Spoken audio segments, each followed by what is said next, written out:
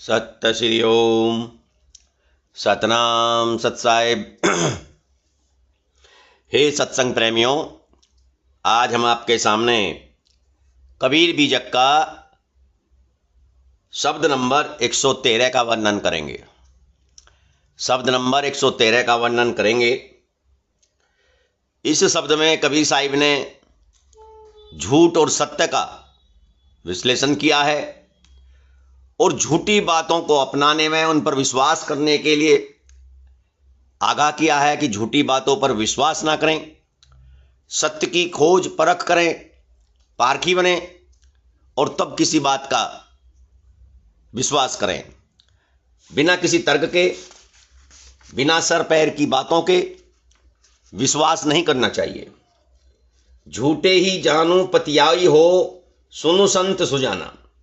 तेरे घट ही में ठगपुर है, मतई खोवई अपाना। झूठे की मंडान है, धरती असमाना। दसहों दिशा बाकी फंद है, जीव घेरे आना। योग जप तप संयमा, तीरथ वर्त दाना। नोदा वेद कितेब है, झूठे का बाना। काहू के बचनई फुर है, काहू करामाती। मान बढ़ाई ले रहे, हिंदू तुर्क जाति। बात बयोते ऐसमान की, मुद्दती निहरानी। बहुत खुदी दिल राखते, बूढ़े बिष्णु पानी। कहे कबीर कासो कहो, सकलो जगयंदा। सांचे से भागा फिरे, झूठे का बंदा। कबीर साहिब कहते हैं कि हे ज्ञानीवान संतो, हे ज्ञानवान संतो, हे प्रबुद्ध संतो, झूठी बातों पर विश्वास मत करो, क्योंकि तुम्हारे मन के अंदर ही एक ठग विराजमान है। उससे सतर्क रहना बहुत ही आवश्यक है। क्यों रहना आवश्यक है उससे सतर्क? नहीं तो उसके जाल में फंसकर स्वयं को खो सकते हो।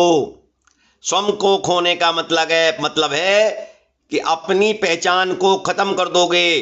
जो तुम्हारा शुद्ध स्वरूप, चैतन्य स्वरूप है, रूप तुम्हारा, उसको भूल जाओगे, उसका ध्यान नहीं करोगे और झूठी झूठी बातों में, बाह्य आडंबरों में उलझ जाओगे।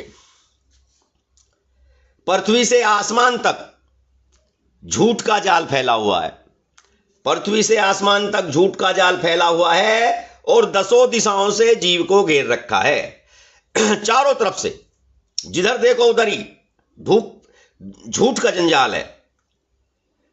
यहां तक कि मन रूपी ठग ने योग तप जप संयम तीर्थ वर्त दान नवदा भक्ति वेद और कुरान आदि पर भी झूठ की बदली छाई हुई है। दसों दिशा बाकी फंद है, जीव में घेरे आना। योग जप तप संयमा, तीर्थ वर्त दाना। नोदा वेद कितेब है, झूठे का बाना। तो कहते हैं कि असत्य रूपी पर्दे ने सबको अपने अंदर समेट रखा है। साहिब कहते हैं कि कोई वाचक सिद्धि का ढोंग दिखाता है कि मैं तो जो कह देता हूं वही सिद्ध हो जाता है, वही हो जाएगा। कोई और कुछ छल कपट से अपने आप को चमत्कारी दिखाता है। कोई छल पूर्वक आश्चर्यजनक कर्तव्यों द्वारा नट की तरह जादूगरी या कर्तव्य दिखाकर स्वयं को चमत्कारी सिद्ध कर रहा है। हिंदू और मुसलमान दोनों ही संप्रदाय के व्यक्ति अपनी प्रशंसा की डींगे हाँकते रहते हैं। ये बातें तो आकाश की करेंगे, परंतु स्वयं का जीवन भी मलिनता भरे चित्त एवं राग द्वेष के कारण नष्ट कर रहे हैं। अपने आप सही नहीं है, लेकिन उपदेश ऐसे देंगे कि जैसे कि तुम बहुत ही संत महात्मा हो। आजकल ये बहुत हो रहा है। चारों तरफ देखो, ज्ञानी पैदा हो गए हैं, उपदेशक पैदा हो गए हैं, गुरु भगवान पैदा हो गए हैं, सब उपदेश दे रहे हैं।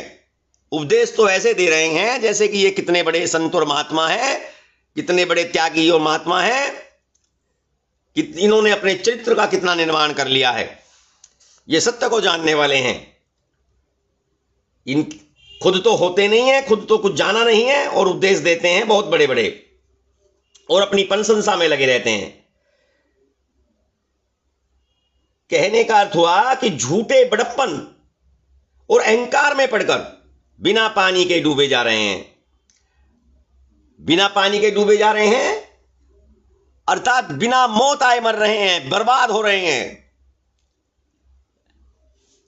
पतित हो रहे हैं, पतन के रास्ते पर जा रहे हैं। संसार समस्त ही अंधा हो चुका है। धर्मांधता के कारण ये लोग सत्य से दूर भाग रहे हैं और असत्यता के गुलाम बने हुए हैं। मैं अपनी सच्ची और विचार करने योग्य बातें किसे बताऊं? साहिब कहते हैं कि मैं अपनी बातों को किस किस के सामने कहता फिरूं, किसे बताऊं, कोई सुनता ही नहीं। सब लोग पतन की तरफ जा रहे हैं।